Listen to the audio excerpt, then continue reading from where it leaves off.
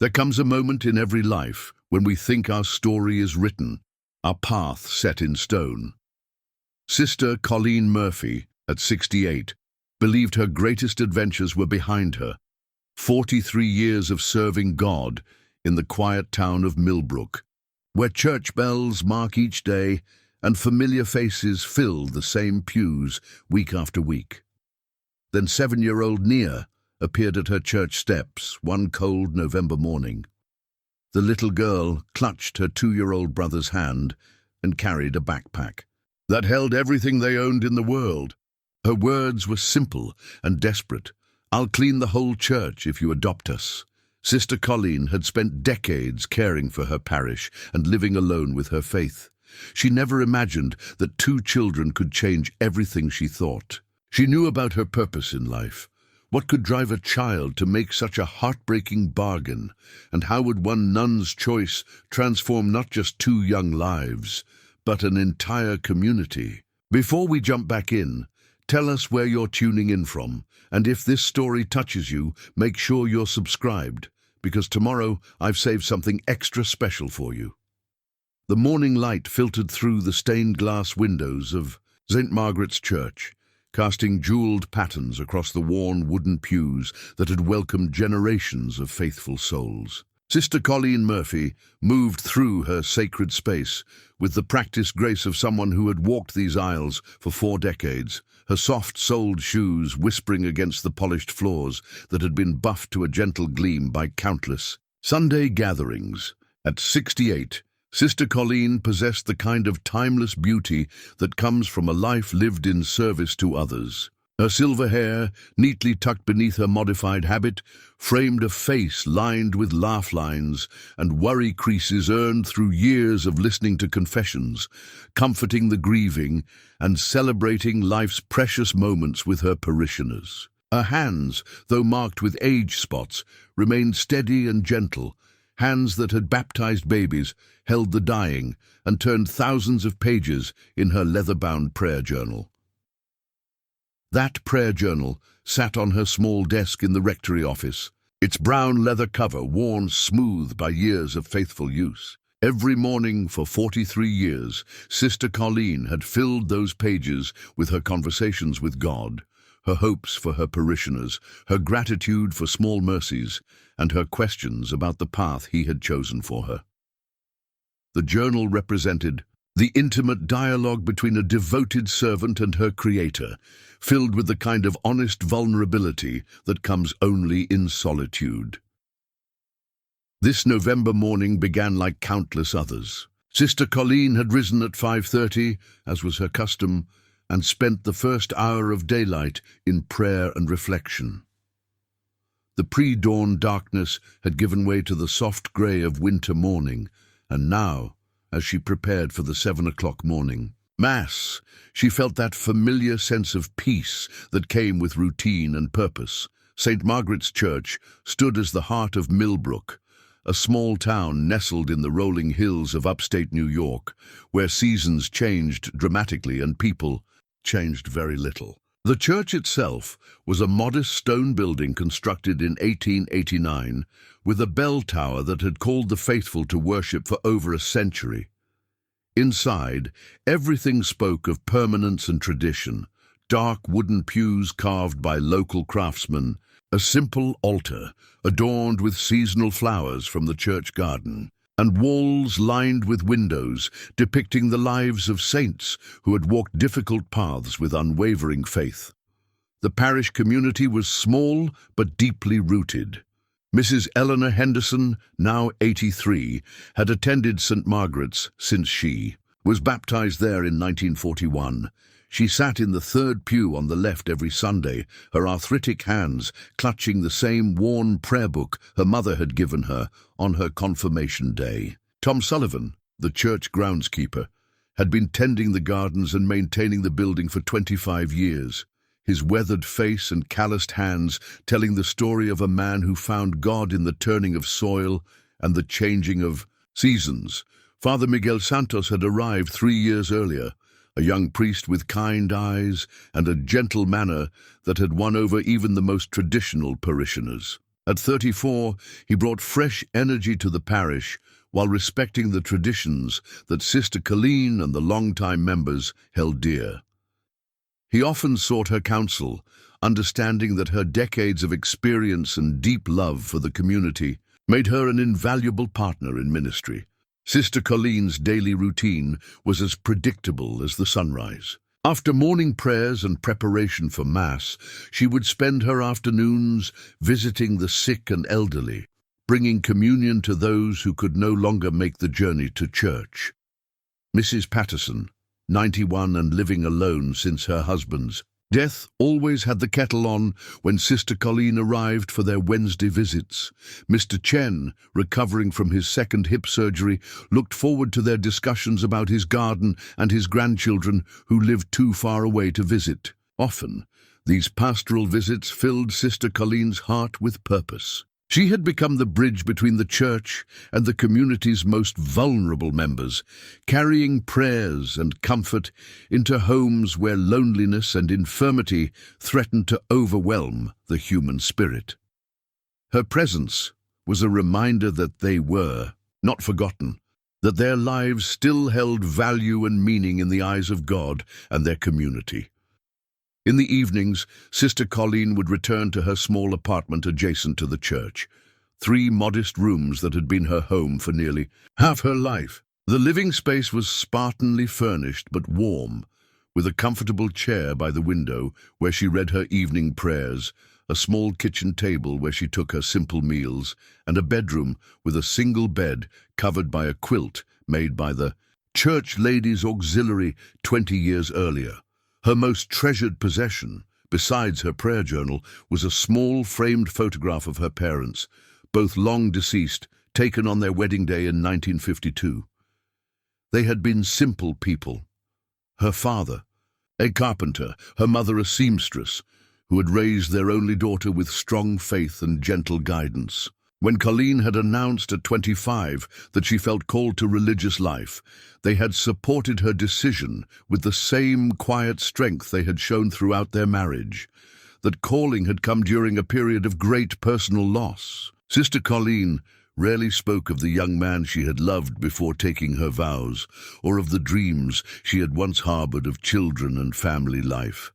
Those memories lived in the deepest chambers of her heart, sealed away, but never entirely forgotten. Her choice to serve God had been made freely, but it had required the sacrifice of other paths, other possibilities that might have been.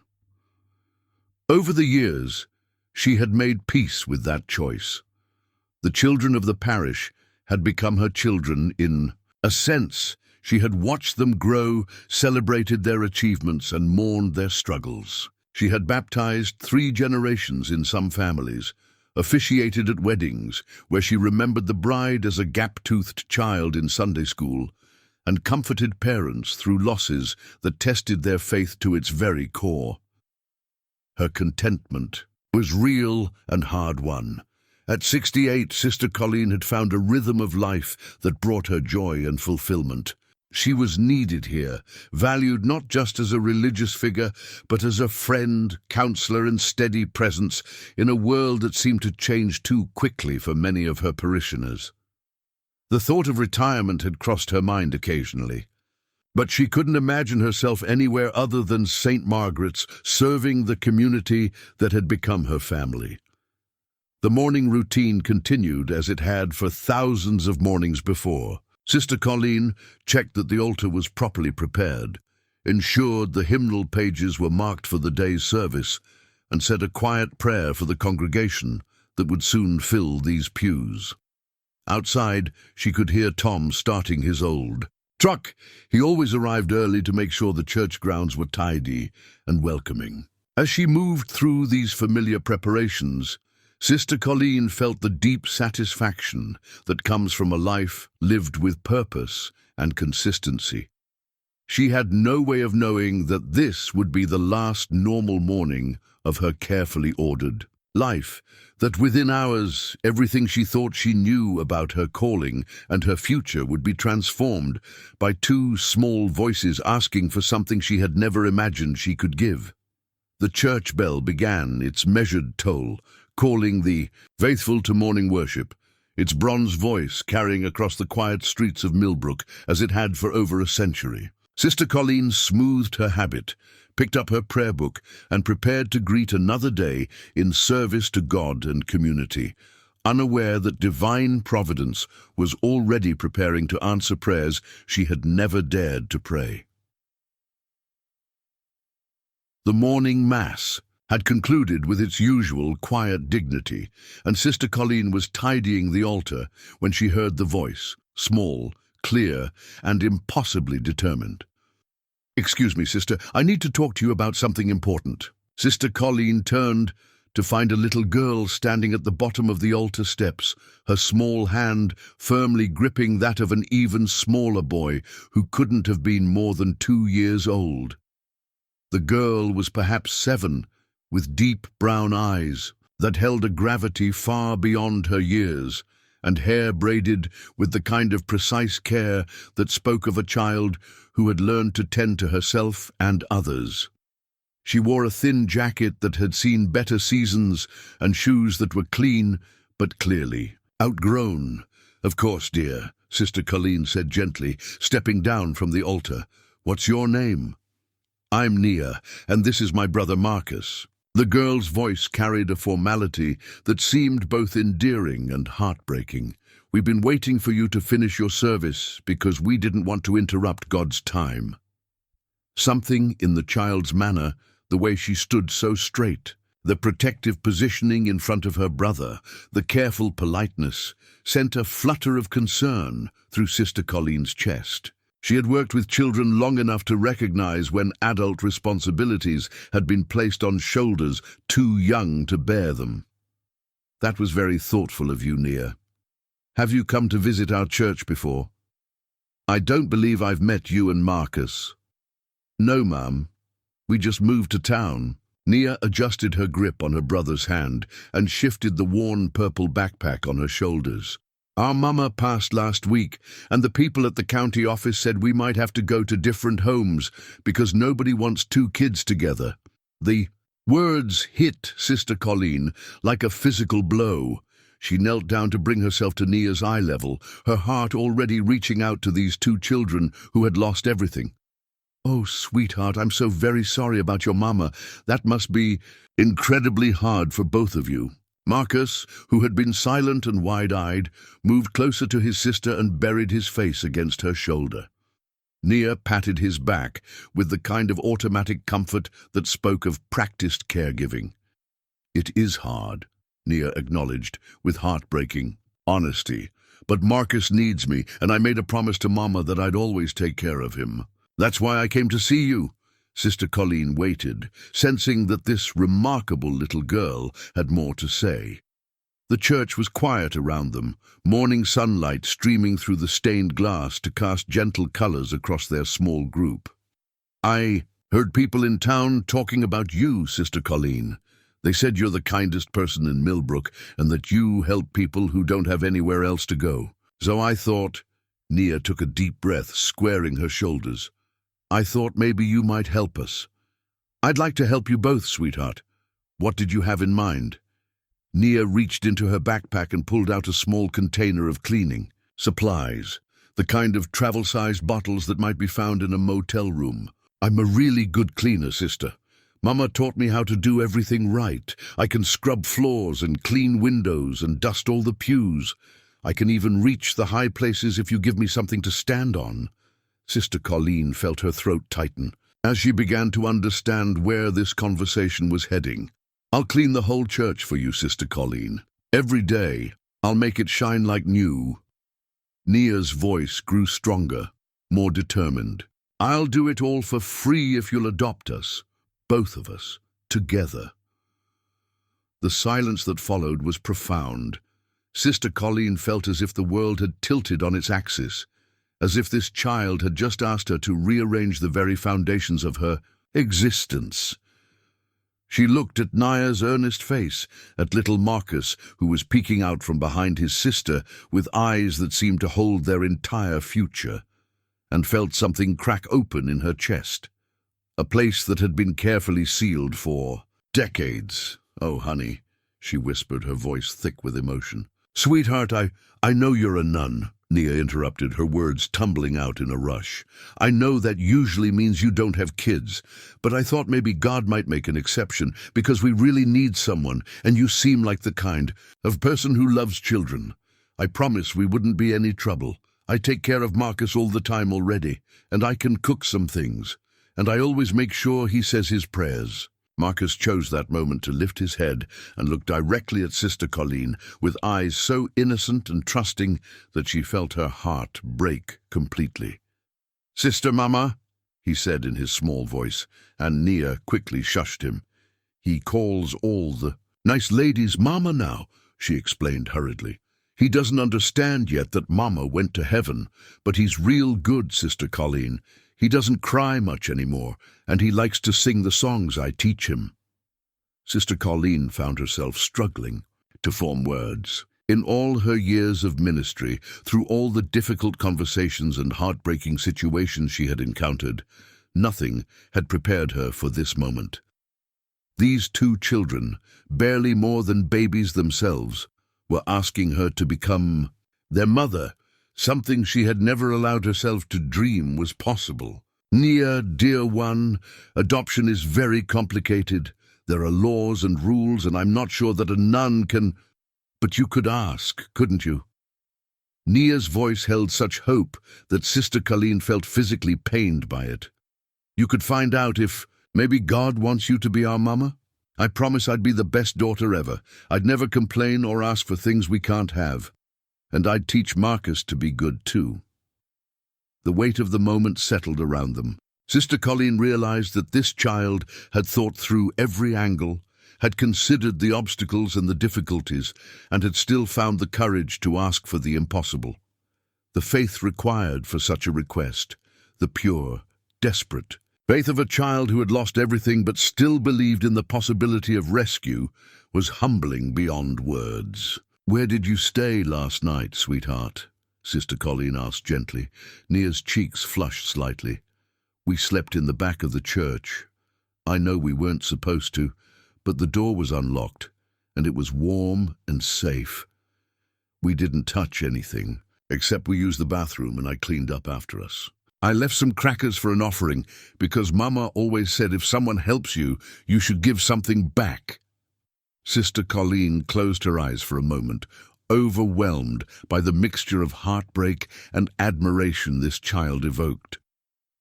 When she opened them again, Nia was watching her with an expression of such vulnerable hope that Sister Colleen knew, regardless of the complications and impossibilities, she could not simply send these children away. "Nia, Marcus," she said softly, "let's start by getting you both something to eat and a proper place to stay, while we figure out what to do next. Can you do that for me?" Nia's entire face lit up with relief. "Does that mean you'll think about it? About keeping us?" Sister Colleen reached out and gently touched Nia's cheek. "I promise you that we'll explore every possible way to make sure you and Marcus stay together and are safe and loved. That's what your mama would want, isn't it?" "Yes, ma'am," Nia whispered, tears finally spilling over. "She'd want us to be together."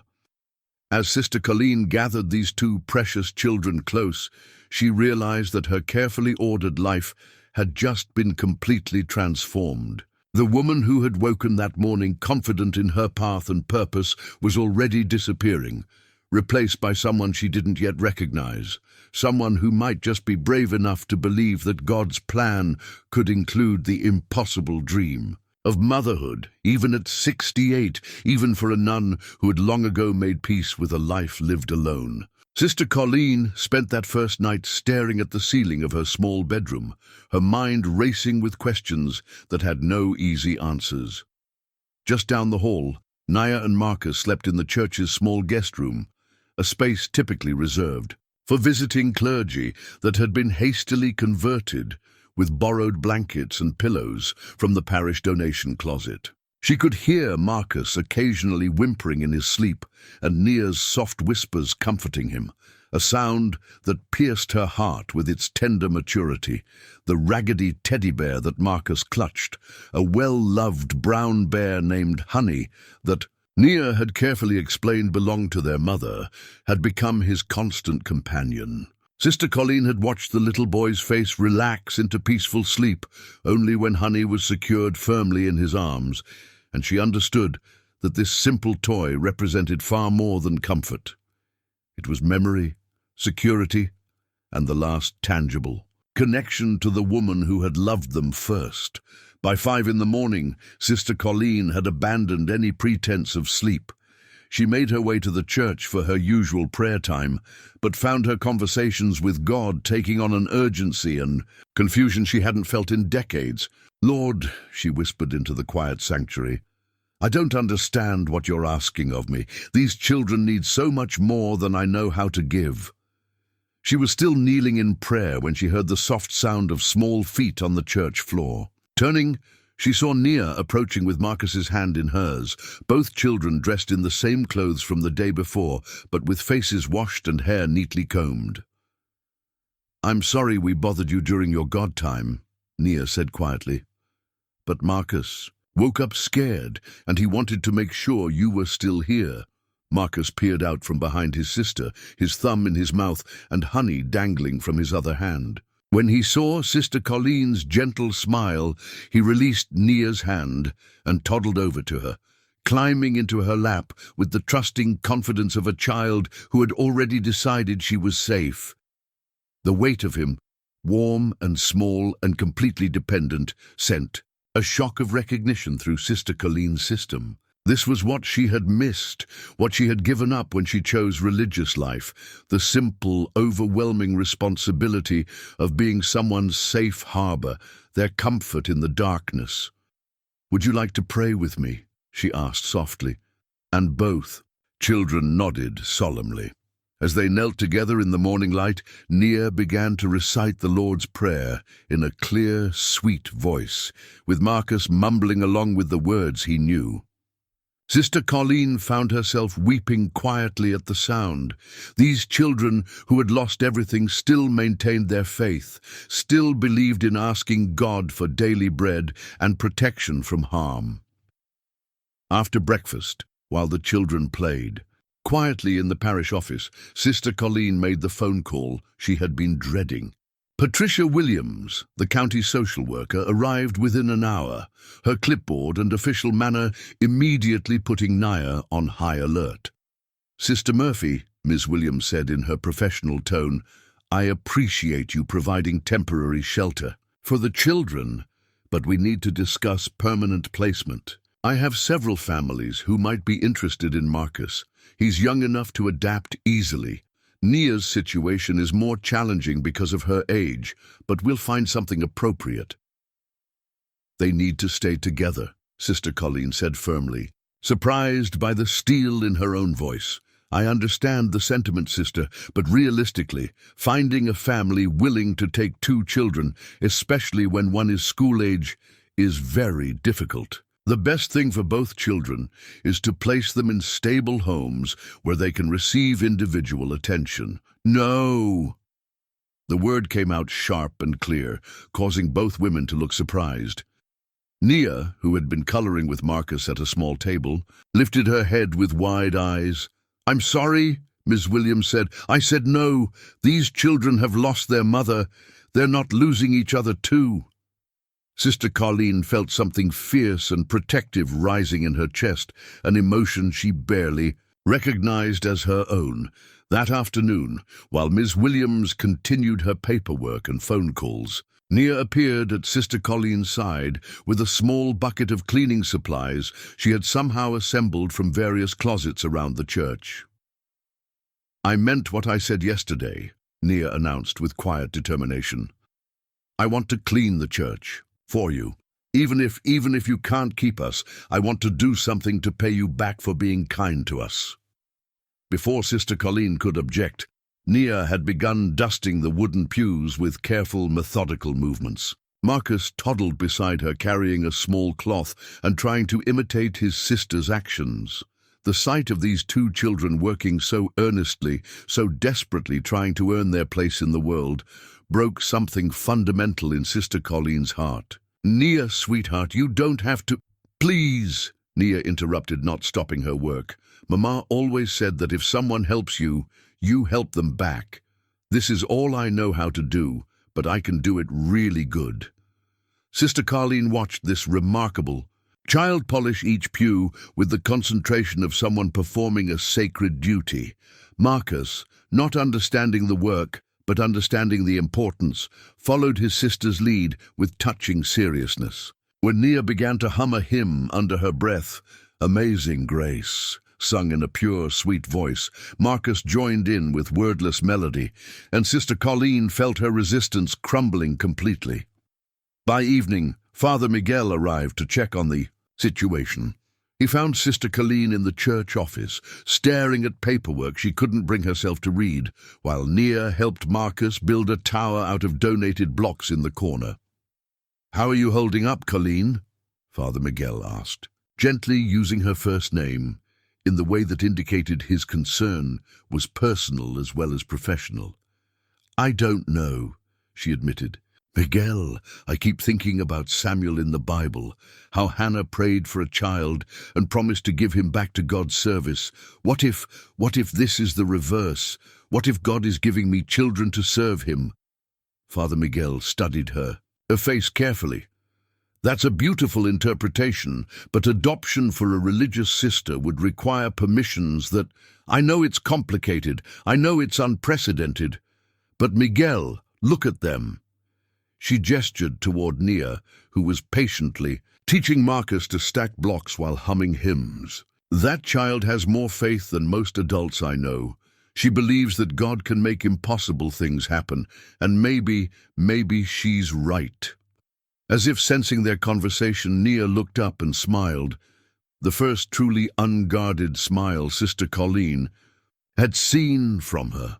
In that moment, seeing this little girl's face light up with hope and trust, Sister Colleen felt the last of her carefully constructed walls crumble. She was already theirs, and they were already hers. The only question now was whether the world would recognize what her heart already knew to be true. The old wooden cart had been gathering dust in the church storage room for years, but Nia had claimed it with the determination of someone who understood that tools gave dignity to work. She had cleaned it thoroughly, organized the supplies by purpose, and turned it into her mobile cleaning station. Every morning she would wheel it out and begin her methodical care of God's house, with Marcus trailing behind carrying his own small cloth and the ever-present honey. Sister Colleen had stopped trying to dissuade the child from this self-appointed task. There was something sacred in Nia's devotion to the work, something that spoke of worship expressed through service. As she watched the little girl carefully dust each statue, polish each wooden surface, and arrange fresh flowers with artistic precision, Sister Colleen began to understand that this wasn't just about earning their keep, this was Nia's way of praying. The first crisis came on Friday morning when Ms. Williams returned with news that sent Sister Colleen's heart plummeting. "I have a family interested in Marcus," the social worker announced briskly. "The Hendersons in Albany. They've been wanting to adopt a toddler for years. They're financially stable, have a lovely home, and Mrs. Henderson is a former preschool teacher. It would be an ideal placement." "What about Nia?" Sister Colleen asked, though she dreaded the answer. "I'm still working on options for her. There's a group home in Syracuse that specializes in older children who have experienced trauma. They have excellent counseling resources and— No." This time the word came from Nia herself, who had been silently polishing the altar rail. She turned to face them, her small hands clenched into fists, her face set with determination that was heartbreaking in its desperation. "Marcus and me stay together. That's what I promised, Mama. Honey, I know this is hard to understand, but sometimes what's best for everyone means Marcus needs me Nia interrupted, her voice rising with panic. "He don't know nobody else. He cries when I'm not there. You can't take him away from me. I'm all the family he's got left." Marcus, sensing his sister's distress, began to cry.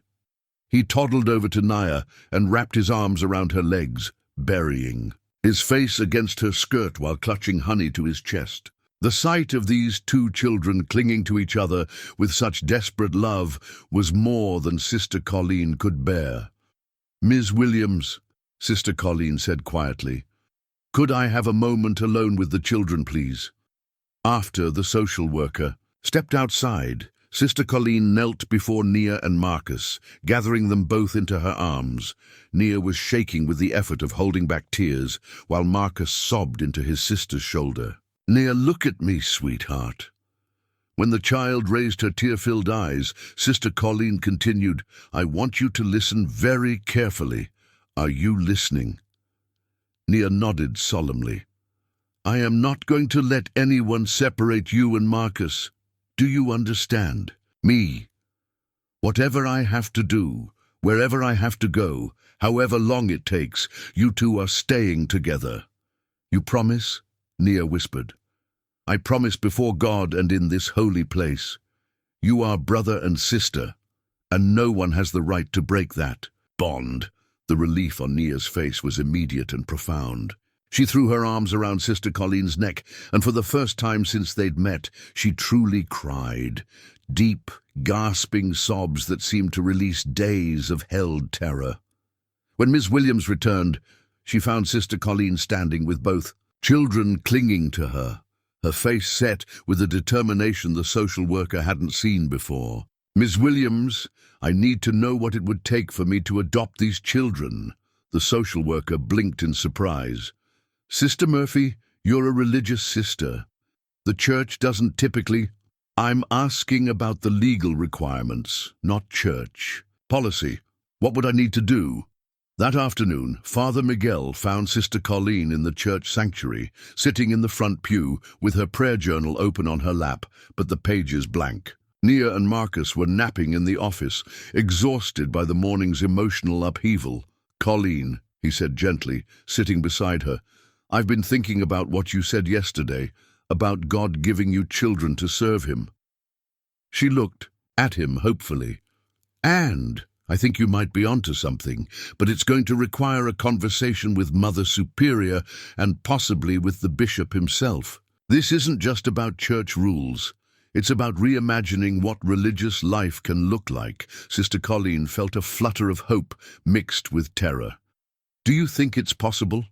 "I think," Father Miguel said carefully, "that God has a way of using ordinary people to do extraordinary things, and I think those children were led to your door for a reason."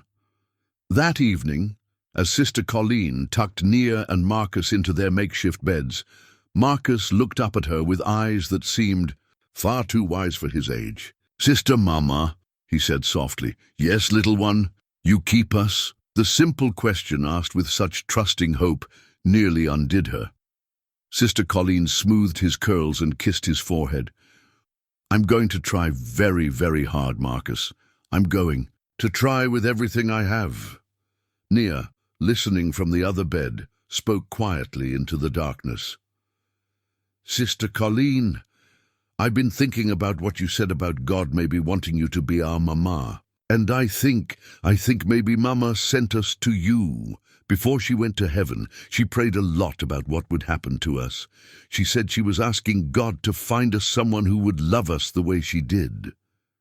Sister Colleen felt tears flowing freely. Now, "Oh, sweetheart, so maybe this is the answer to her prayer, and to your prayers too. Maybe God wanted you to be a mama all along, but he was just waiting for the right babies to come along." In the darkness of that small room, with two precious children finally settling into sleep after a day of fear and uncertainty, Sister Colleen felt something shift fundamentally in her understanding of her calling. Perhaps her years of celibacy and service hadn't been preparation for a life without children. Perhaps they had been preparation for these children, the ones who would need every ounce of faith and strength she had spent decades building. As she sat watching over their sleep, Sister Colleen whispered a prayer that was both surrender and declaration. Lord, if this is your will, give me the courage to fight for it. Give me the wisdom to be the mother they need, and help me trust that real sacrificial love, is always part of your plan. Outside, the church bell chimed the hour, marking the passage of time in a life that was transforming more quickly than Sister Colleen had ever imagined possible. The simple gold wedding band hung from a thin chain around Nia's neck, resting against her small chest like a secret close to her heart. Sister Colleen had noticed it on the second day, but hadn't asked about it, sensing that some stories must be offered rather than requested. It wasn't until Nia was carefully polishing the brass candlesticks on the altar that she finally spoke. "About it. This was my mama's," she said quietly, touching the chain through her worn sweater. "She gave it to me before she got too sick to talk much. She said it was her wedding ring from when she married my daddy, and that even though he went away, the love was still real, and I should remember that." Sister Colleen paused in her own work, struck by the profound weight this child carried. "That was very wise of your mama. Love doesn't disappear just because people do. She said someday I might give it to someone who loves me the way she did, someone who promises to take care of Marcus and me forever." Nia's voice was carefully casual, but Sister Colleen heard the hope buried beneath the words. That afternoon, Sister Colleen sat in the diocesan office across from Mother Superior Catherine, a woman whose stern exterior masked a heart capable of great compassion. The conversation that followed would determine whether Sister Colleen's unprecedented request would even be considered. "Colleen," Mother Catherine said gently, "in 40 years of religious service, I have never had a sister come to me requesting permission to adopt children. You understand the magnitude of what you're asking?" "Yes, Mother. I understand that religious life traditionally involves celibacy and dedication solely to the church. But these children—" Sister Colleen's voice caught slightly. "Mother, I believe God has placed them in my path for a reason that transcends traditional boundaries." Mother Catherine studied her carefully. "Tell me about them." For the next hour, Sister Colleen found herself painting a picture of Nia and Marcus that she hoped would convey not just their need, but their extraordinary spirits. She spoke of Nia's mature faith, her protective love for her brother, her determination to earn their place through service. She described Marcus's innocent trust, his growing comfort with calling her Sister Mama, and the way he had begun to heal from his grief through the security of routine and affection. "And you believe you can serve both God and these children equally?" Mother Catherine asked. "I believe," Sister Colleen said slowly, "that serving these children is serving God. They have already changed my understanding of ministry, of what it means to be called to religious life. When I see Nia cleaning the church with such devotion, teaching Marcus to pray, caring for him with such selfless love, I see the gospel lived out in its purest form." That evening, as Sister Colleen helped Marcus with his simple bedtime prayers, he surprised her by climbing into her lap and nestling against her shoulder in a way that felt achingly natural. "Sister Mama," he whispered, his small hand patting her cheek. "Love you." The words hit Sister Colleen like a physical force. This little boy, who had lost the first mother he'd ever known, was offering his heart to her with the complete trust that only a child possesses. She held him closer, breathing in the sweet scent of his freshly washed hair, and whispered back, "I love you too, little one. So very much." From across the room, Nia watched this exchange with eyes that held both relief and a wisdom that broke Sister Colleen's heart. At 7 years old, this child understood the significance of Marcus's attachment, understood that it represented hope for their future, but also a vulnerability that could be shattered if things went wrong. The next morning brought unexpected visitors. Mrs. Henderson from the parish, along with two other long-time church members, arrived at the rectory with determined expressions and covered dishes. "Sister Colleen," Mrs. Henderson announced, setting a casserole on the kitchen counter. "We've been talking, and we want you to know that this entire community is behind you and those precious children. We heard that busybody social worker thinks she can split up those babies," added Mrs. Martinez, her voice sharp with indignation. "Well, she's got another thing coming if she thinks this parish will stand for that nonsense." Sister Colleen felt overwhelmed by their support. "Ladies, I appreciate your concern, but this is more complicated than nothing complicated about it," Mrs. Henderson interrupted firmly. "Those children belong with you, and you belong with them. Anyone with eyes can see that. Marcus lights up like a Christmas tree when you walk in the room, and that little Nia, she's been caring for that baby like he was her own child. They need you, and heaven knows you need them." The truth in those words settled around Sister Colleen like a warm shawl. She did need them, more than she had realized, more than she had allowed herself to acknowledge.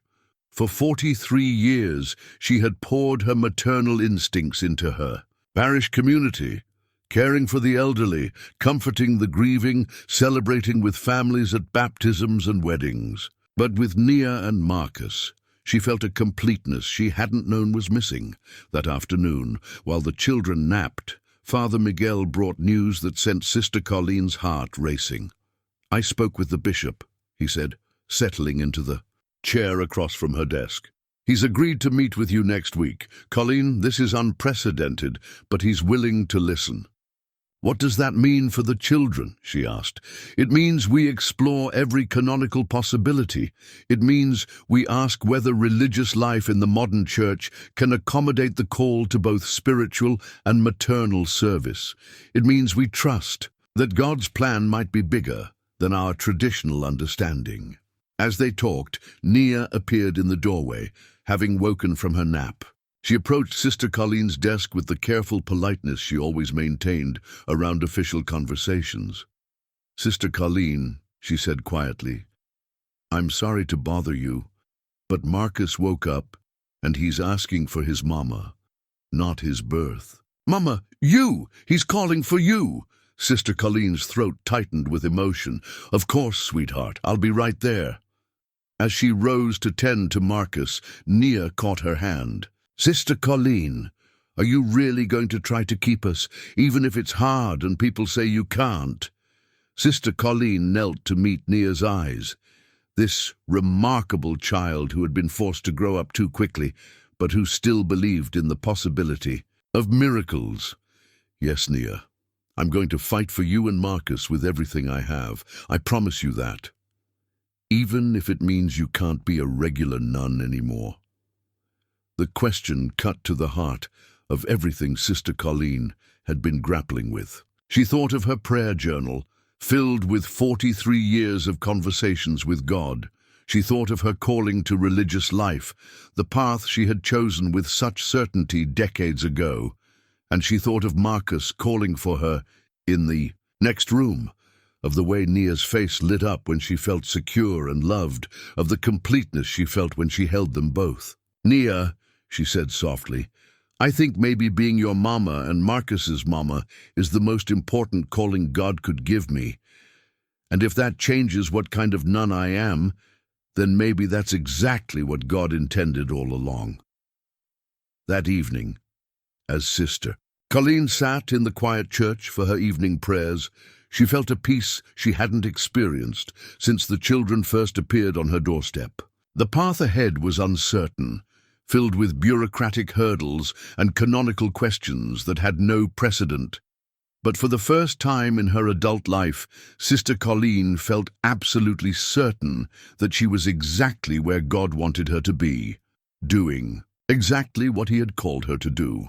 In the distance, she could hear Nia singing a lullaby to Marcus, her sweet voice carrying through the quiet evening air. The sound filled Sister Colleen with a joy so profound it felt like prayer itself, the prayer of a woman who had finally understood that love, in all its forms, is the truest expression of faith. The ancient registry book of St. Margaret's Church lay open on Sister Colleen's desk, its yellowed pages chronicling decades of life's most sacred moments. Names written in fading ink told the story of generations, baptisms, confirmations, marriages and deaths that had shaped the fabric of Millbrook's faithful community. As Sister Colleen traced her finger down the familiar columns, she found herself imagining two new entries that might someday appear: Nia Catherine Murphy and Marcus Thomas Murphy, officially recorded as her children. The legal consultation had been both encouraging and daunting. Attorney Sarah Mitchell, a parishioner who had offered her services pro bono, sat across from Sister Colleen with a stack of forms and a gentle but realistic assessment of the challenges ahead. The good news is that there's no legal precedent preventing a religious sister from adopting, Sarah explained.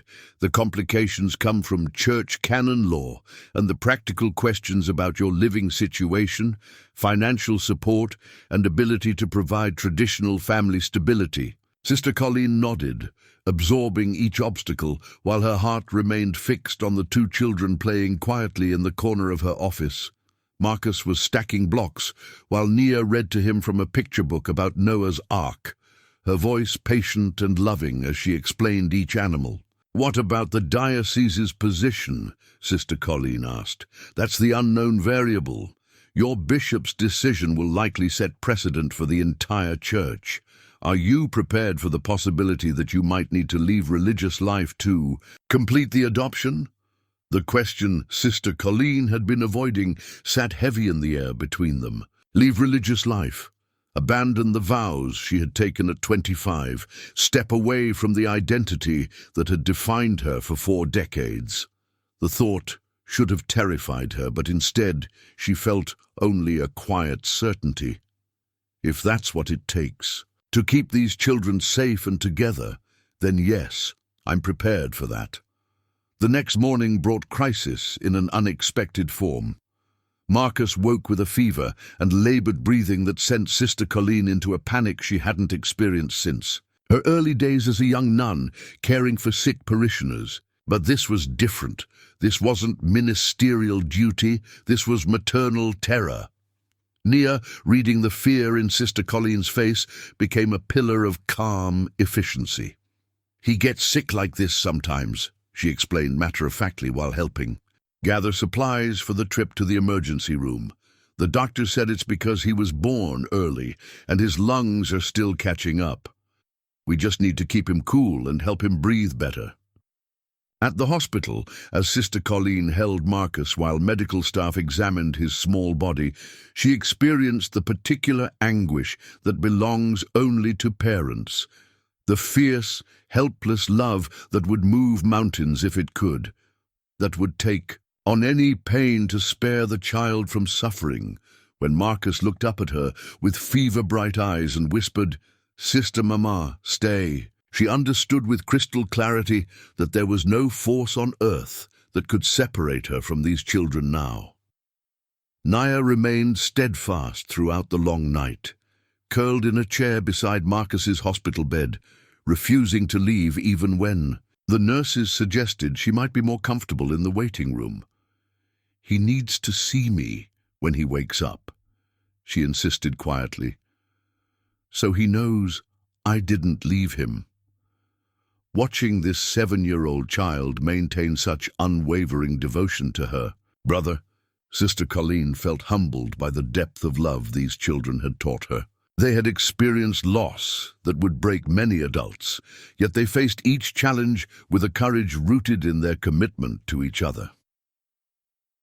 Father Miguel arrived at dawn, finding Sister Colleen dozing in the uncomfortable hospital chair while Nia kept watch over her sleeping brother. "How is he?" Father Miguel asked softly. "Better. The medication is helping and his fever broke an hour ago." Sister Colleen stretched, feeling the stiffness of a night spent in vigil. "Miguel, I had a revelation last night watching these children face this crisis together. Tell me, I've spent 43 years believing that religious life meant sacrifice, giving up marriage, children, the traditional markers of family life. But maybe that wasn't preparation for a life without family. Maybe it was preparation for a different and kind of family, one that comes through calling rather than biology, through choice rather than chance. Father Miguel studied her thoughtfully. That's a beautiful theology, Colleen, and it might just be radical enough to change minds at the diocesan level. When Marcus woke that afternoon, his fever gone and breathing clear, his first word was "Sister Mama," followed immediately by a demand for Nini, his pet name for Nia. The relief Sister Colleen felt at seeing him reach for both of them with healthy energy was matched only by her growing certainty that they had become a family in every way that mattered. The hospital social worker who stopped by to check on Marcus's welfare left after a brief conversation, noting in her report that the child showed clear attachment to both his sister and Sister Colleen, and that their care appeared exemplary and loving. That evening, back at the church, Sister Colleen called Mother Superior Catherine with an update that went beyond Marcus's medical condition. "Mother, I need you to know that last night, sitting in that hospital, I understood something fundamental about my calling. I haven't abandoned religious life by loving these children. I've discovered what religious life has been preparing me for all along." Explain that to me, Colleen. The vows we take, obedience, poverty, chastity, they're not just about personal sacrifice. They're about preparing us to love without condition, to serve without expecting return, to trust God's plan even when it leads us into uncharted territory. These children need exactly the kind of love that religious life has taught me to give. There was a long pause before Mother Catherine responded. That's either profound theology or sophisticated rationalization, Colleen. I'm praying for the wisdom to discern which. I'm praying for that too, Mother. But I know this. Whether I remain a religious sister or become a former sister who is now a mother, I will love these children with everything God has given me. They've already changed me in ways I'm still discovering. After the call ended, Sister Colleen found Nia and Marcus in the church sanctuary, sitting quietly in the front pew. Nia was teaching Marcus the words to "Jesus loves me," and their small voices echoed in the sacred space with a sweetness that felt like benediction. As she joined them in the pew, Marcus immediately climbed into her lap, while Nia leaned against her shoulder, and Sister Colleen felt the profound rightness of this moment. Whatever canonical complications lay ahead, whatever bureaucratic hurdles they would face, this was family, chosen, blessed, and held together by love that had already proven stronger than loss, fear, or institutional uncertainty. The church registry might not yet bear their names as official family, but in the sanctuary of her heart, Sister Colleen knew they were already written there in permanent ink, not as additions to her story, but as the completion of a narrative that God had been writing all along. The faded letter had been tucked between the pages of Sister Colleen's prayer journal for so many years that she had almost forgotten its existence. It was Nia who discovered it quite by accident while carefully dusting Sister Colleen's desk in the rectory office. The child had been methodically cleaning each item, a task she approached with the reverence of someone who understood that caring for others' belongings was a form of love, when the envelope slipped from between the journal pages and fluttered to the floor. "Sister Colleen," Nia called out, bending to retrieve the yellowed paper, "I think something fell out of your prayer book." The sight of that envelope, addressed in handwriting she would recognize anywhere, bearing a postmark from 44 years ago, stopped Sister Colleen in her tracks. Her hands trembled slightly as she took it from Nia, the paper soft with age and worn at the edges from being folded and refolded countless times in the early years of her religious life. "What is it?" Nia asked, her child's intuition picking up on the sudden tension in the room. Sister Colleen sank into her desk chair, the letter clutched against her chest. For a long moment, she couldn't speak. Marcus, playing with his blocks on the floor, looked up at both of them with concern, sensing the shift in atmosphere but not understanding its source. "It's a letter from someone I knew a very long time ago," Sister Colleen finally said, her voice barely above a whisper. "Someone I loved before I became a nun." Nia's eyes widened with the fascination children feel when adults reveal pieces of their mysterious past. "You were in love? Like in the movies?" Sister Colleen found herself smiling despite the pain the letter always brought. "Yes, sweetheart, very much in love. His name was David, and we were going to be married."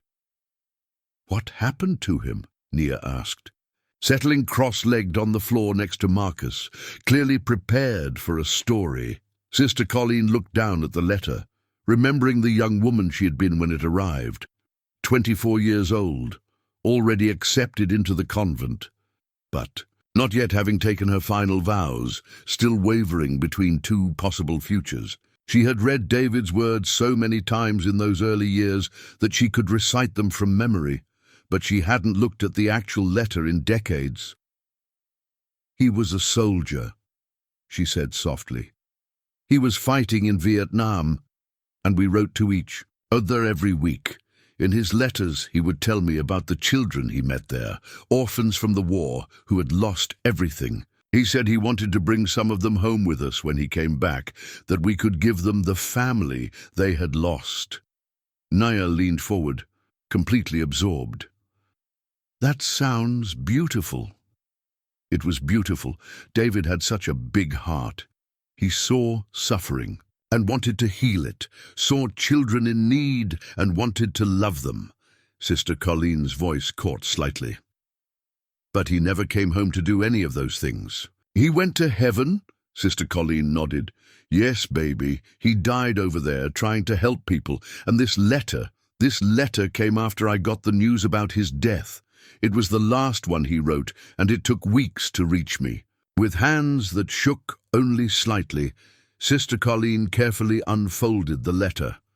The paper was fragile, the blue ink faded but still legible. Nia watched in respectful silence as Sister Colleen's eyes moved across the familiar words. "What does it say?" Nia asked gently. Sister Colleen took a deep breath. "He wrote about a little girl he had been trying to help, an orphan about your age, Nia. Her name was Mai, and she had been taking care of her baby brother after their parents were killed. David wrote that watching her love and protect her little brother made him think about the family we hope to have someday. He said," Sister Colleen's voice broke slightly, "he said that if anything happened to him, he hoped I would still find a way to love children who needed a mother, that God might have a different plan for the family I was meant to have." The room fell silent except for the soft sound of Marcus stacking his blocks. Nia processed this information with the seriousness she brought to all important matters. "Sister Colleen," she said finally, "do you think maybe David asked God to send us to you?" The simple question hit Sister Colleen like a revelation. She looked at this remarkable child, this 7-year-old who had taken on the enormous responsibility of caring for her baby brother, who had walked up to a stranger and offered to clean an entire church in exchange for a family who faced each day with courage that put many adults to shame, and saw in her the same fierce, protective love that David had described in his letter about little Mai. "Oh, sweetheart," Sister Colleen whispered, fresh tears flowing. "I think you might be exactly right." Nia rose from the floor and climbed onto Sister Colleen's lap, wrapping her small arms around the woman's neck. "I think your David and my mama are probably friends in heaven," she said with the matter-of-fact certainty that children sometimes possess about spiritual matters. "I think they probably talked about how you needed babies to love, and we needed a mama to love us. And they figured out how to make it work." Marcus, not wanting to be left out of the embracing, toddled over and raised his arms to be lifted up. Sister Colleen gathered him close, holding both children as the truth of their words settled into her heart. For 43 years, She had believed that her calling to religious life had required her to sacrifice the dream of motherhood that she had shared with David. She had thought that his death had closed the door on that possibility forever, that her choice to serve God meant accepting a life without children. But perhaps David had been right in that final letter. Perhaps God had always intended for her to be a mother, just not in the way she had originally imagined. "Nia, Marcus," she said softly, "I want you both to understand something very important. Even if we face challenges ahead, even if some people think our family is unusual or complicated, what we have together is real. The love between us is real, and it's blessed by God." "Does this mean you're really going to be our forever mama?" Nia asked, hope and fear warring in her voice. Sister Colleen held them both tighter, thinking of David's words about loving children who needed a mother, thinking of the mysterious ways that God's plan unfolds across decades and continents and the spaces between life and death. "Yes, baby girl. This means I'm going to be your forever mama. And if being your mama means I have to stop being a traditional nun, then that's what I'll do. Because sometimes the most sacred calling doesn't look like what we expected it to look like." That evening, as Sister Colleen helped tuck the children into bed, Nia looked up at her with eyes full of wisdom and love. "Sister Colleen, I think David would be really happy about us being a family, and I think my mama would be happy too." "I think you're absolutely right, sweetheart." As Sister Colleen turned off the lights and headed to her own room, she carried David's letter with her, not as a reminder of loss and sacrifice, but as a promise finally fulfilled. Some love stories, she realized, take decades to reach their proper ending, and some families are built not through biology or tradition, but through faith, choice, and the mysterious workings of divine providence. The adoption papers lay spread across Sister Colleen's desk like a map to an uncertain future, each form representing hope, fear, and the formal recognition of love that already existed in every corner of their daily life. Attorney Sarah Mitchell had prepared everything with meticulous care, but the weight of those documents felt enormous. They represented not just a legal proceeding, but the culmination of a journey that had challenged every assumption Sister Colleen had held about her calling and her life. The hearing was scheduled for the following Monday. 5 days that stretched ahead with the intensity of a lifetime, filled with preparation, prayer, and the kind of anticipation that made ordinary tasks feel surreal. Sister Colleen found herself moving through her daily routines while simultaneously existing in an almost dreamlike state where the familiar rhythms of religious life intersected with the urgent reality of impending motherhood. Nia seemed to sense the magnitude of what was coming. Without being asked, she had intensified her care of Marcus, as if preparing him for whatever changes might come. Sister Colleen watched the child's face during quiet moments and saw a maturity that broke her heart. The expression of someone who had learned not to take security for granted, who understood that even the most precious things could be lost. "Sister Colleen," Nia said one evening as they cleaned up after dinner, "what happens if the judge says no?" The question Sister Colleen had been dreading hung in the air between them. She set down the dish she had been washing and turned to face this remarkable child who had learned to ask the hard questions that adults preferred to avoid. "If that happens, sweetheart, then we'll figure out another way. I promised you and Marcus that you would stay together, and I meant it.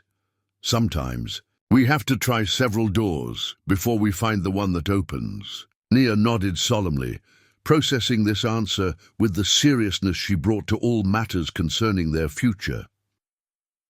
"But you really think the judge will say yes?"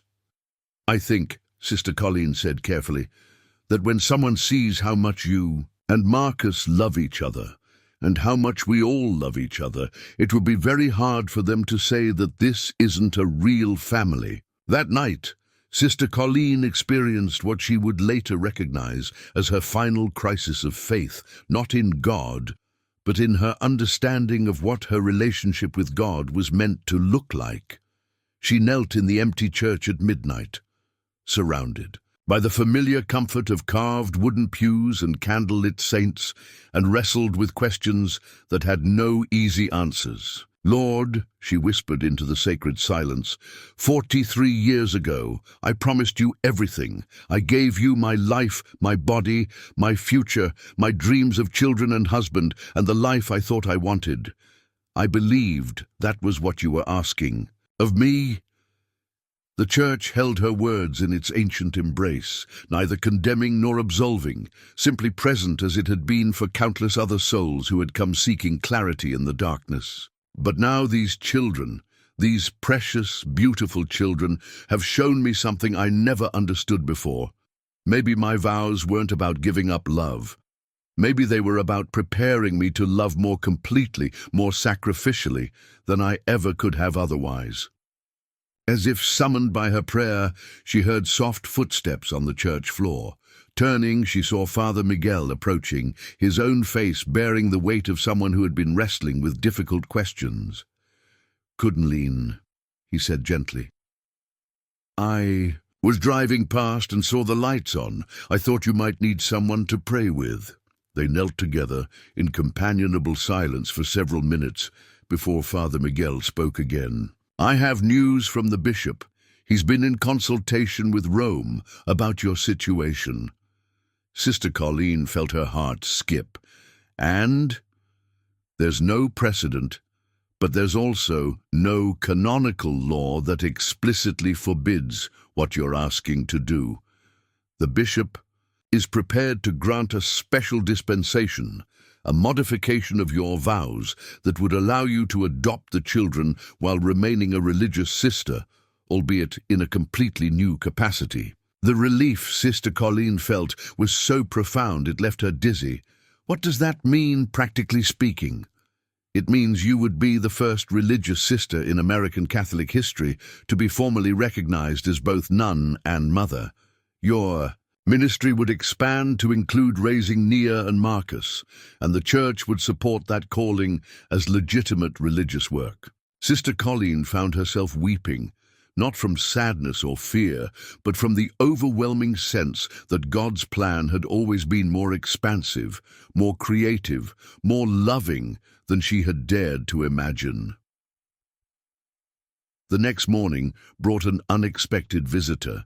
Mother Superior Catherine arrived unannounced, finding Sister Colleen in the church garden with Nia and Marcus, teaching them to identify the different plants that would bloom again in spring. "Sister Colleen," Mother Catherine said formally, though her eyes were warm, "I've come to discuss your adoption petition."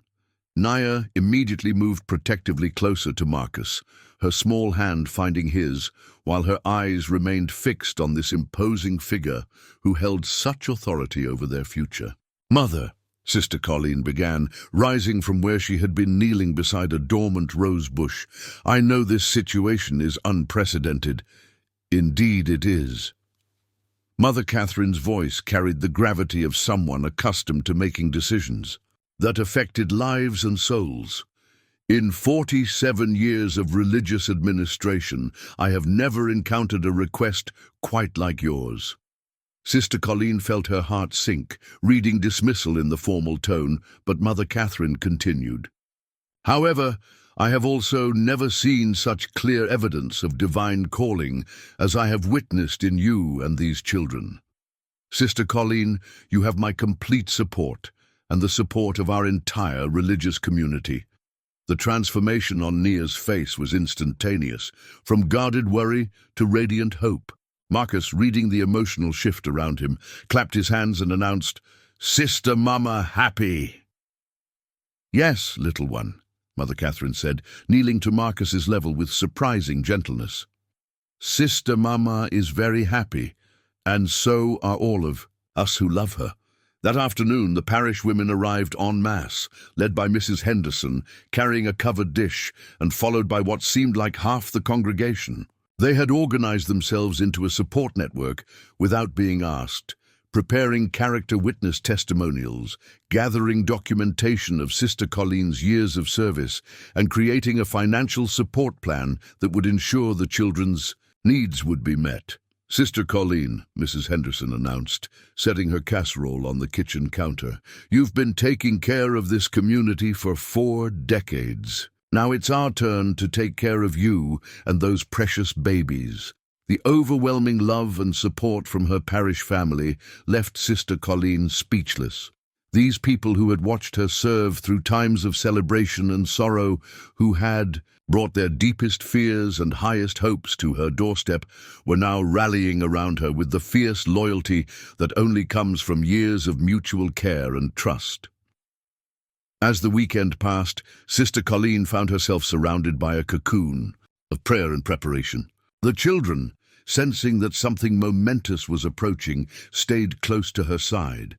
Marcus had begun calling her Mama without the sister prefix, a change that both thrilled and terrified her with its implications. Nia continued her careful tending of the church spaces, but now her work carried the air of someone preparing for celebration rather than someone trying to earn her place. On Sunday evening, as Sister Colleen tucked the children into bed for what she prayed would be their last night of uncertainty, Nia looked up at her with eyes full of trust and love. "Sister Colleen, I mean Mama, tomorrow we become a real family, right? Like officially real?" Sister Colleen smoothed Nia's hair, marveling at how easily the child had made the transition to calling her Mama, how natural it felt to hear that precious word directed toward her. "Tomorrow, sweetheart, we find out if the court agrees with what our hearts already know, that we belong together, that love is what makes a family real, and that God sometimes works in ways that surprise everyone, even judges." As she turned off the lights and headed toward what would likely be her last sleepless night of worry, Sister Colleen carried with her the absolute certainty that regardless of what happened in the courthouse, she had already been transformed, beyond recognition. The woman who would wake up tomorrow morning was no longer the same person who had knelt in these same rooms 6 weeks ago, praying for understanding about 2 small strangers who had appeared on her church steps. She was already a mother in every way that mattered, and no legal document could change that fundamental truth. The courthouse in the county seat stood like a monument to the weight of legal decisions, its limestone facade and tall windows speaking of justice that moved with deliberate gravity rather than haste. Sister Colleen arrived on that Monday morning, with Nia's small hand firmly clasped in her right hand, and Marcus balanced on her left hip, his small body warm against her side, and Honey clutched securely in his arms. The judge's gavel rested on the bench like a symbol of the moment when legal decision would transform into family reality.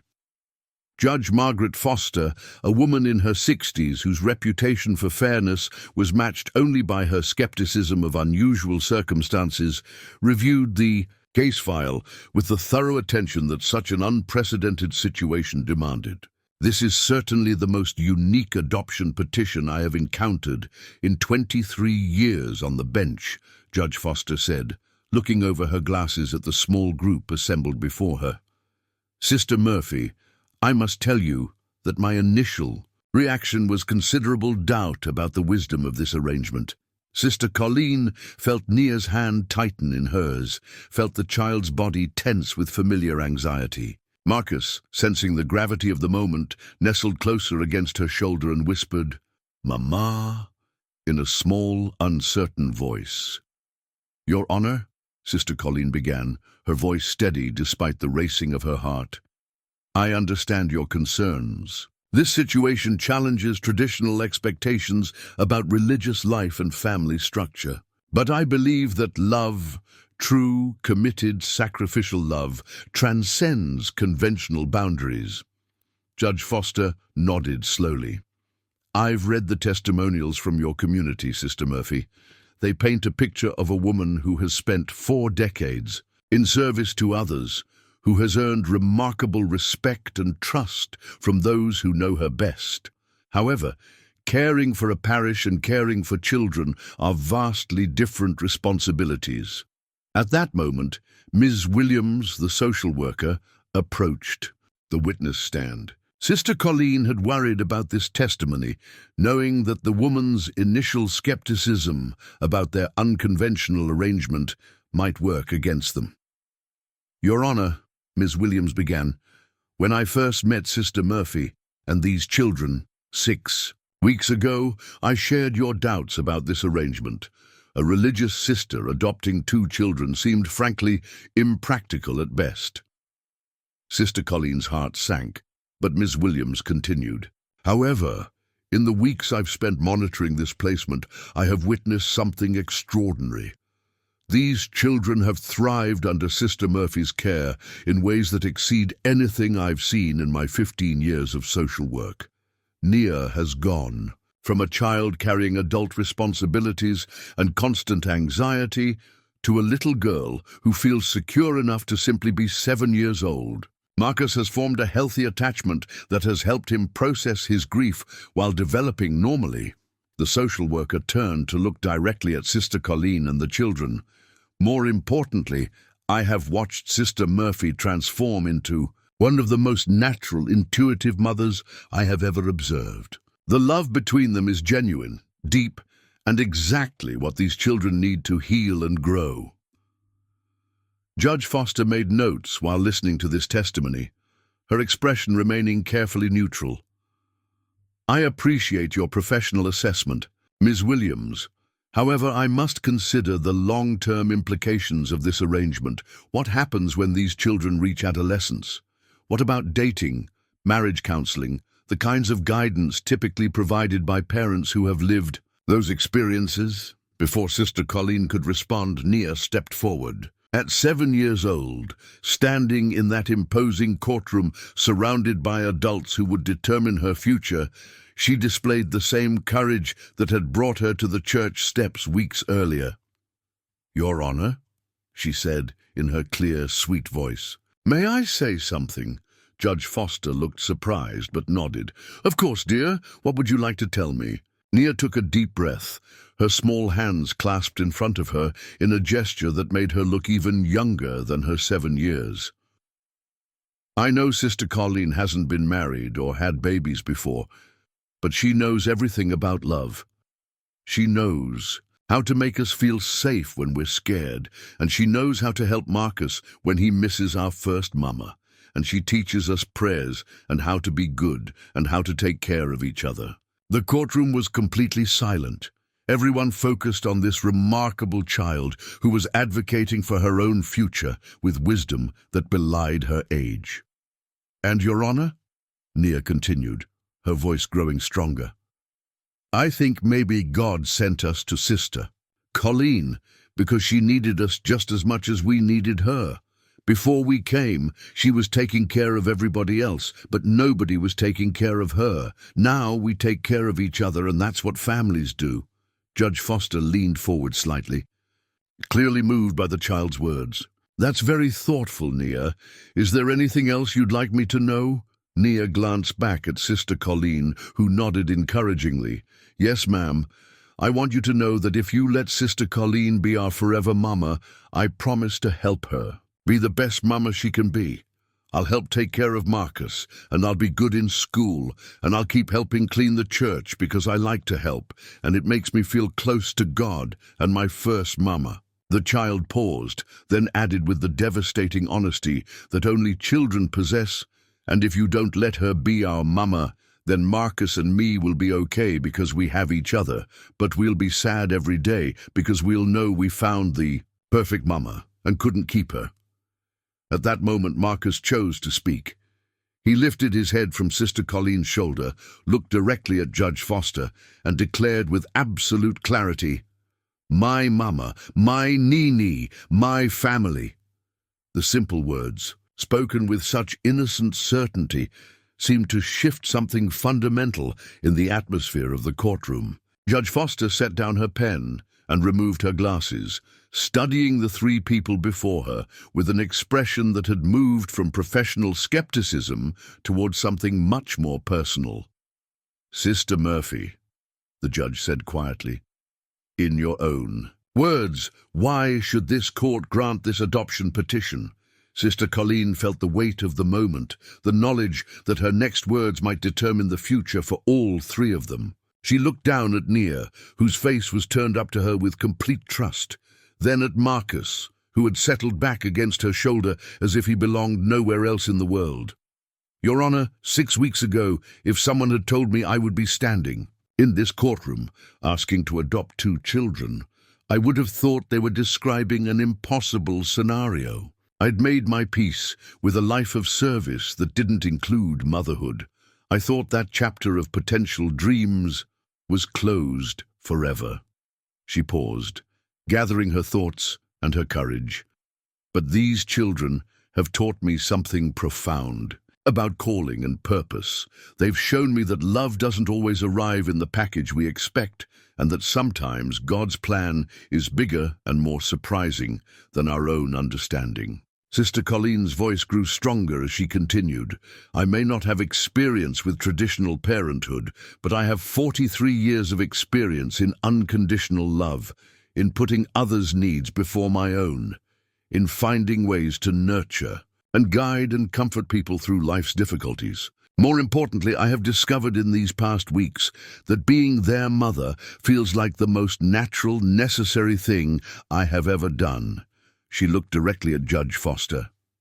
"Your Honor, I am asking you to recognize what already exists in our hearts and our daily lives.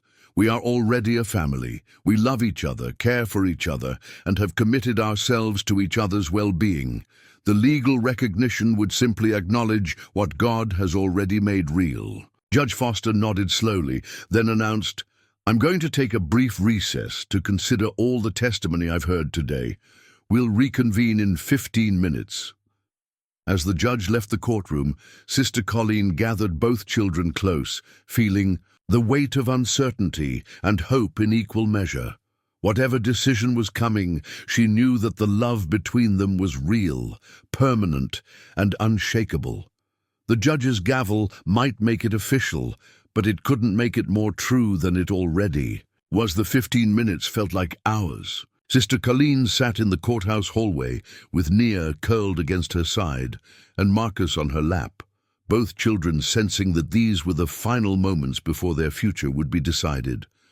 Father Miguel sat nearby, along with Mrs. Henderson and several other parishioners who had come to show their support. The hallway buzzed with quiet conversations and nervous energy, but Sister Colleen felt surrounded by a cocoon of prayer and love that steadied her racing heart. When they were called back into the courtroom, Judge Foster had returned to the bench, with an expression that gave no hint of her decision. She looked down at the adoption certificate that lay before her, the official document that would make their family legal and permanent if she chose to sign it. In 23 years of family. "Court proceedings," Judge Foster began, "I have seen many unusual situations. I have granted adoptions to single parents, older parents, parents with limited financial resources, and parents whose circumstances didn't fit traditional molds. In each case, my decision has been guided by one fundamental question: what serves the best interests of the children involved?" Sister Colleen felt Nia's hand slip into hers, small fingers intertwining with her own. Marcus had grown heavy in her arms, fighting sleep despite the importance of the moment, his trust in her protection so complete that even this official proceeding couldn't shake his sense of security. "This case has challenged my assumptions about family structure, about religious life, and about the nature of parental calling. I have reviewed extensive documentation of Sister Murphy's character, her financial stability through parish support, and her demonstrated capability with these children." The judge paused, looking directly at Sister Colleen. "I have also had to consider whether granting this adoption might set a precedent that could be problematic for future cases involving religious sisters seeking to adopt. Sister Colleen's heart sank. This sounded like the preamble to a rejection, the careful explanation of legal reasoning that would separate her from the children who had become her world. However, Judge Foster continued, I have also had to consider the evidence before me.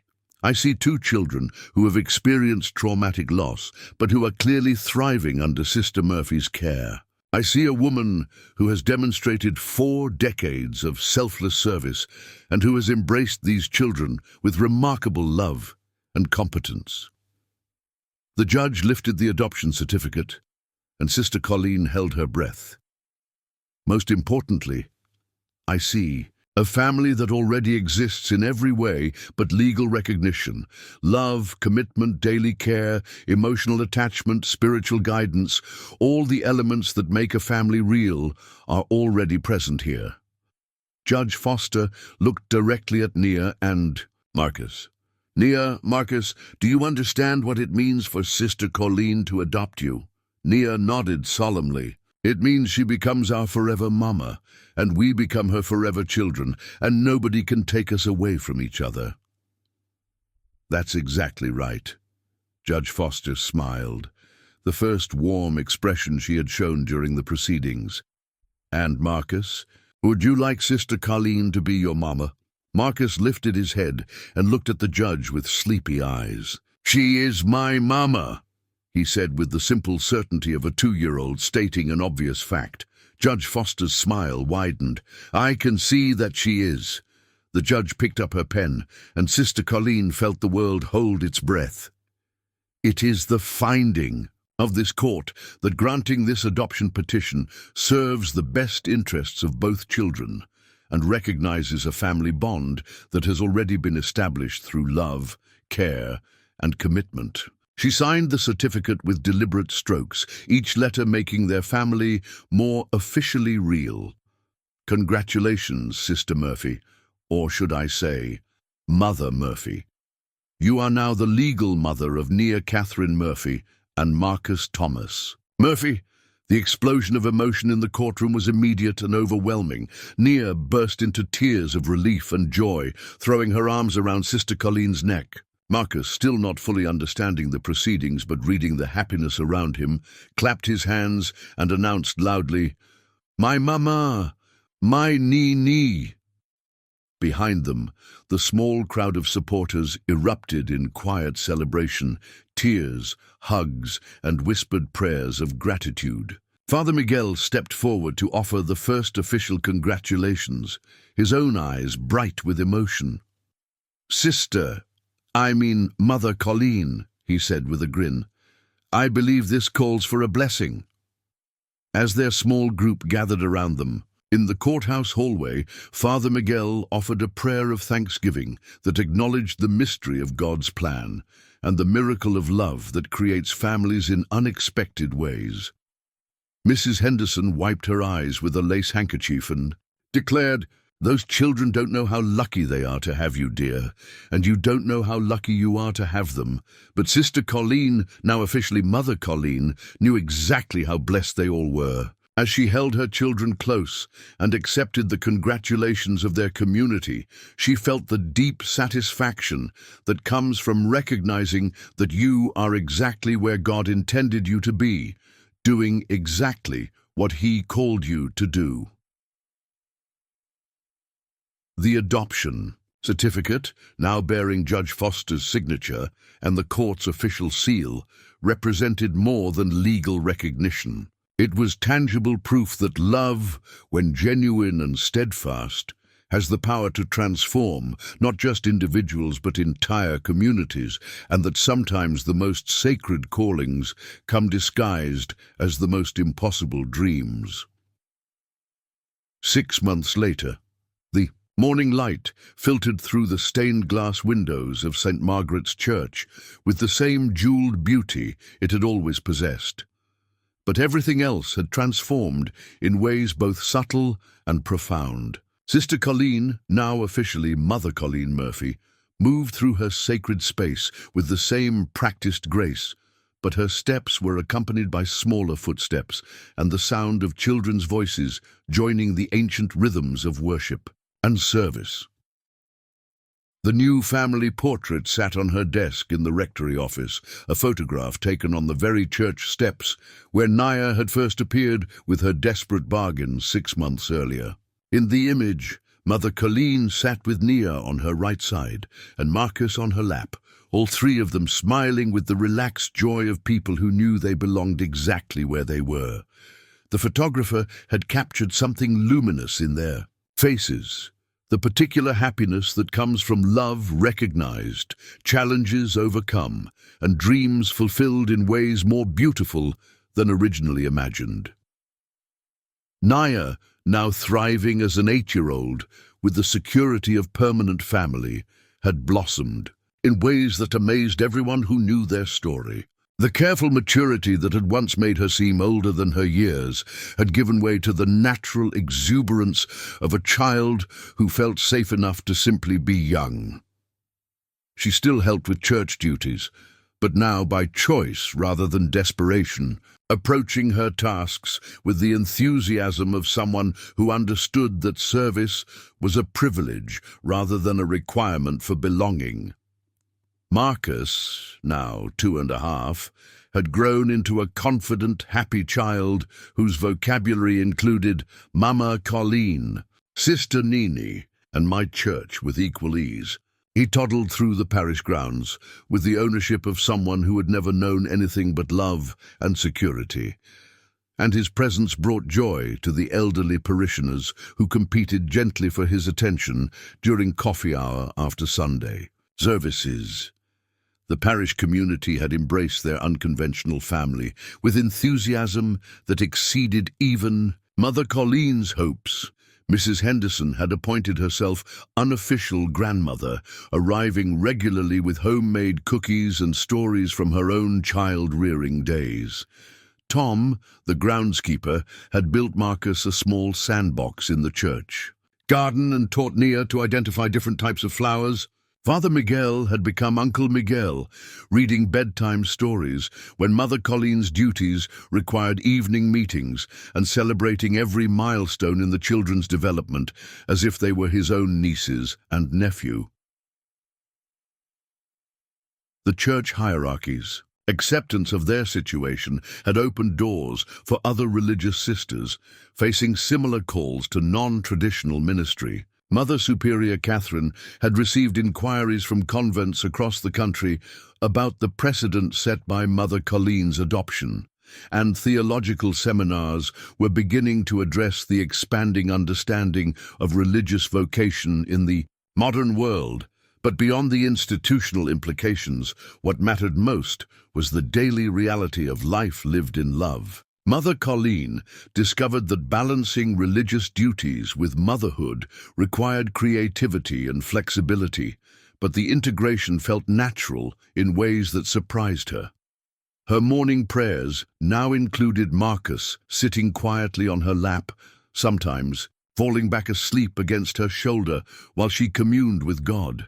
Naya often joined her for evening reflections, asking thoughtful questions about faith and life that deepened Mother Colleen's own spiritual understanding. The children's bedtime routine had evolved into a sacred ritual of its own. After baths and pajamas, they would gather in Mother Colleen's small living room for prayers, stories, and the kind of quiet conversation that builds trust and intimacy. Marcus would fall asleep first, usually curled against Mother Colleen's side with honey clutched securely in his arms. Nia, older and more aware of the world's complexities, often wanted to talk about their first mother, about heaven, about what it meant to be a family chosen by love rather than biology. Mama Colleen, Nia had asked just the week before, "Do you think our first mama knows that we're happy now?" Mother Colleen had pulled her daughter closer, thinking of her own prayers over the years and her growing understanding of how divine love works across the boundaries between life and death. "I think your mama knows, sweetheart. I think she's peaceful knowing that you and Marcus are loved and safe, and growing into the wonderful people she always knew you could be. And do you think David knows about us too? That his prayer about you having children to love came true? The wisdom in this question, the child's intuitive understanding of how their family story connected to larger mysteries of faith and providence, never ceased to amaze Mother Colleen. Yes, baby girl, I think David knows, and I think he's very happy about the family we've become. On this particular morning, as Mother Colleen prepared for the day ahead, she noticed a young woman sitting on the church steps with two small children, a scene that immediately transported her back to that November morning when her life had changed forever. The woman looked exhausted and uncertain, while the children clung to her with the desperate attachment Mother Colleen recognized from her own early days with Nia and Marcus. "Mama Colleen," Nia said, appearing at her side and noticing the direction of her gaze. "I think that lady might need help." Mother Colleen studied her daughter's face, seeing in it the same compassionate awareness that had once driven a 7-year-old child to offer an impossible bargain to a stranger. "What do you think we should do?" "I think we should go talk to her. Tell her that sometimes, when everything seems really hard, that's when God is getting ready to do something really good."